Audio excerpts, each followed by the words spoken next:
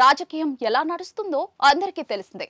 అధికార పక్షానికి ప్రతిపక్షానికి మధ్య ఉప్పు నిప్పుల పరిస్థితి ఉంది. ఒకరి గురించి ఒకరు మంచి చెప్పుకోరు, కానీ ఎప్పటికప్పుడు చెడునే చూస్తారు.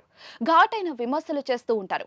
ఇక ఒక ప్రభుత్వం మంచి చేసినప్పుడు ఫలానా మంచి చేసిందని చెప్పాలి. అప్పుడే ఆ ప్రభుత్వం చెడు చేసినా చెబితే ప్రభుత్వ పెద్దలు అవును కదా అనుకుంటారు. జనాలు నమ్ముతారు కూడా. అదే అసలైన నిర్మాణాత్మకమైన ప్రతిపక్ష పాత్రగా ఉంటుంది.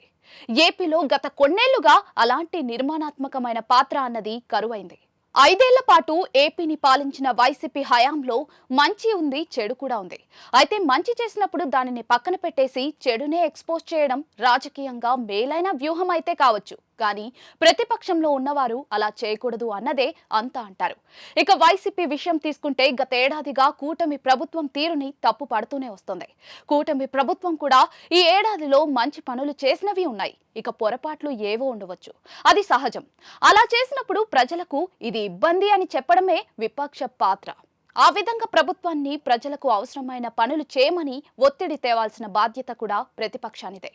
ఇవన్నీ ఇలా ఉంటే వైసీపీ అధినేత మాజీ సీఎం జగన్ తొలిసారిగా కూటమి ప్రభుత్వం చేసిన దానిని మెచ్చుకున్నారు. బాబు ముఖ్యమంత్రిత్వంలో కూటమి సర్కార్కి ధన్యవాదాలు కూడా చెప్పారు.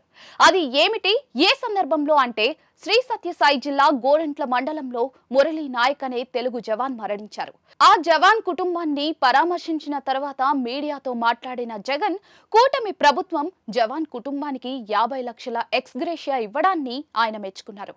ఇది మంచి విధానమని అన్నారు. పోరాటం చేస్తూ జవాన్ మరణిస్తే ఆ కుటుంబానికి 50 లక్షలు ఇవ్వాలని, ఆ మొత్తాన్ని పెంచినది వైసీపీ ప్రభుత్వమే అని ఆయన గుర్తు చేశారు. ఆ సంప్రదాయాన్ని ప్రారంభించినది తమ ప్రభుత్వం అయితే దానిని కొనసాగించిన కూటమి ప్రభుత్వానికి థ్యాంక్స్ అని జగన్ అన్నారు. దాంతో జగన్ ఈ విధంగా కూటమి ప్రభుత్వాన్ని తొలిసారిగా మెచ్చుకున్నారు అని అంతా అంటూ ఉన్నారు. ఇదే తీరున ప్రభుత్వం ఏ మంచి పని చేసినా మెచ్చుకుంటూ, తప్పులు చేస్తే నిలదీసిన నాడు వైసీపీ నిర్మాణాత్మక పందా అన్నది మరింత ఎక్కువగా జనంలోకి వెళ్తుందని అంతా అంటూ ఉన్నారు.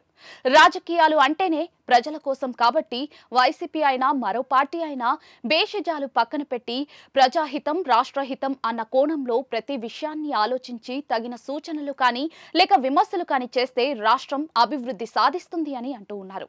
ఇక మురళీ నాయక్ కుటుంబానికి వైసీపీ తరఫున జగన్ 25 లక్షల ఆర్థిక సహాయం ప్రకటించారు.